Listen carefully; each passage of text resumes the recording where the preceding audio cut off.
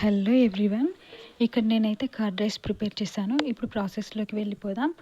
ఒక బౌల్ తీసుకోవాలి, దానికి ఒక 2 కప్పుల వరకు అయితే రైస్ తీసుకుంటున్నాను. ఈ కర్డ్ రైస్ ప్రిపేర్ చేయాలంటే రైస్ కొంచెం సాఫ్ట్గానే ఉండాలండి. సో ఇలా గరిటెతో అయితే మ్యాష్ చేస్తున్నాను.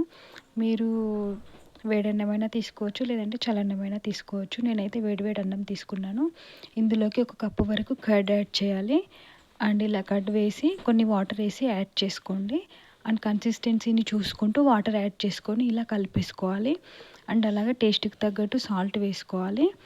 చిన్నగా కట్ చేసి పెట్టుకున్న ఆనియన్స్ని కూడా యాడ్ చేసేయాలి. ఇలా అన్నింటినీ కలిపేసి పక్కన పెట్టుకుందాం. ఇప్పుడు తాలింపు కోసం ఒక ప్యాన్ తీసుకొని స్టవ్ ఆన్ చేసి ఒక ప్యాన్ తీసుకోవాలి. అందులోకి ఒక 2 టేబుల్ స్పూన్ వరకు ఆయిల్ యాడ్ చేశాను. అలాగే 1 టేబుల్ స్పూన్ ఆవాలు, 1 టేబుల్ స్పూన్ జీలకర్ర కొంచెం కరివేపాకు వేసి ఫ్రై చేయాలి. ఒక 2 ఎండుమిరపకాయలు కొంచెం పల్లీలు వేసి ఫ్రై చేసుకోవాలి.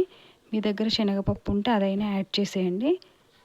పల్లీలు వేసిన తర్వాత అవి ఫ్రై అయ్యాక కొంచెం మినప్పప్పు యాడ్ చేస్తున్నాను. ఇవన్నీ ఫ్రై అయ్యాక చిటికెడు పసుపు వేసుకోవాలి.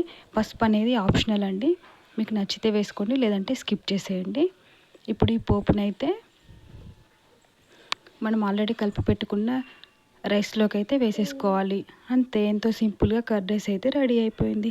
మీకు నచ్చితే ఒక లైక్ చేసేయండి. అలాగే పక్కనున్న సబ్స్క్రైబ్ బటన్ అయితే నొక్కేసేయండి. Thank you for watching this video అండి.